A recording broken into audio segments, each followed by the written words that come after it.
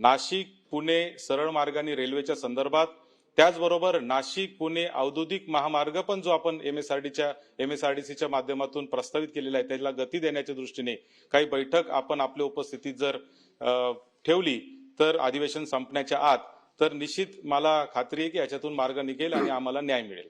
सभापती महोदय, आपल्याला कल्पना आहे की महारेलच्या माध्यमातून हा मार्ग आपण तयार केला होता, पण महारेल आपल्याला कल्पना असेल तर ती केंद्र सरकार आणि राज्य सरकारची मिळून तयार केलेली एक आपण कंपनी आहे. त्याला स्वतंत्र अधिकार नाही आहेत. ते त्या ठिकाणी एक प्रकारे कॉन्ट्रॅक्टरचं किंवा एजंटचं काम करतायत.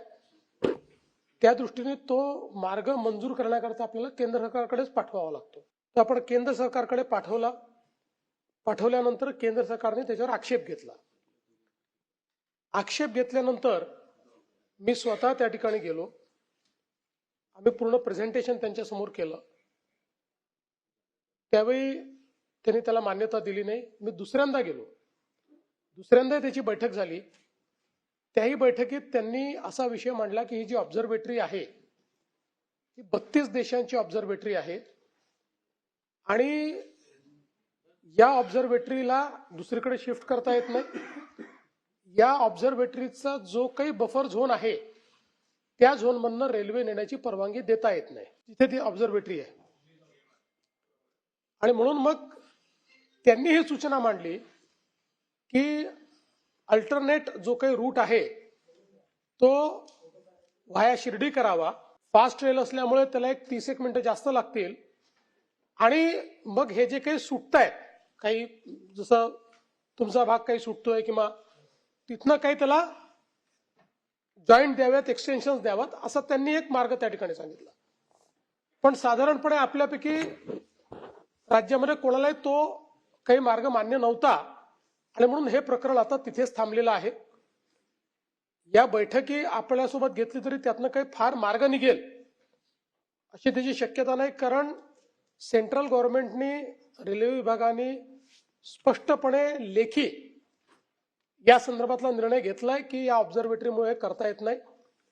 तथापि याच्यात एक मार्ग निश्चितपणे निघू शकतो की कमीत कमी डेव्हिएशन करून आपण कशा पद्धतीनं, म्हणजे ऑब्झर्वेटरीचाही प्रॉब्लेम येऊ नये आणि डेव्हिएशनही कमीत कमी व्हावं, या दृष्टीने मी केंद्र सरकारशी चर्चा करून या क्षेत्रातले जे तज्ज्ञ कन्सल्टंट्स आहेत त्यांना अपॉइंट करून घेतो.